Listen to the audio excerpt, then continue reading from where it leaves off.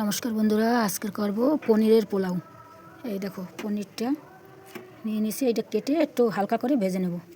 এবার চালটা নিয়ে নিয়েছি, চালটা ধুয়ে পরিষ্কার করে নিয়ে নিয়েছি। এবার এই দেখো দিয়ে দিচ্ছি লবণ, হলুদ, দিয়ে দেবো আদা বাটা, দিয়ে দেবো কাঁচা লঙ্কা, দিয়ে দেবো সরিষার তেল, দিয়ে দেবো গরম মশলার গুঁড়ো, আর দিয়ে দেবো ঘি।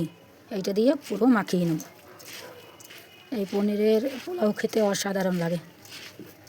এইটা ভালো করে চালটা মাখিয়ে নেব, আর দিয়ে দেবো দুটো ফাটানো এলাচ।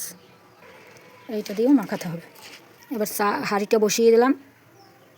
এই দেখো অনেকটা চাল তো হাঁড়িতেই করবো। ঘিটা দিয়ে দিয়েছি, এলাচ, দারচিনি, কাজুটা ভেজে নেব। এবার অল্প অল্প করে চালটা দিয়ে দেবো।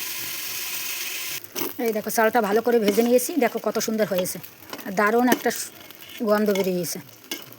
এই অসাধারণ একটা গন্ধ। এই দেখো এবার জলটা দিয়ে দেবো। 1.5 কেজি মতো চাল নিয়েছি, 6 বাটি জল দিয়ে দিয়েছি।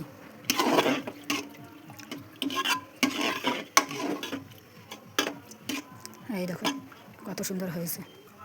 দিয়ে দেবো কিশমিশ, দিয়ে ঢাকা দিয়ে দেবো। এই দেখো ঢাকনাটা দিয়ে দিয়েছি।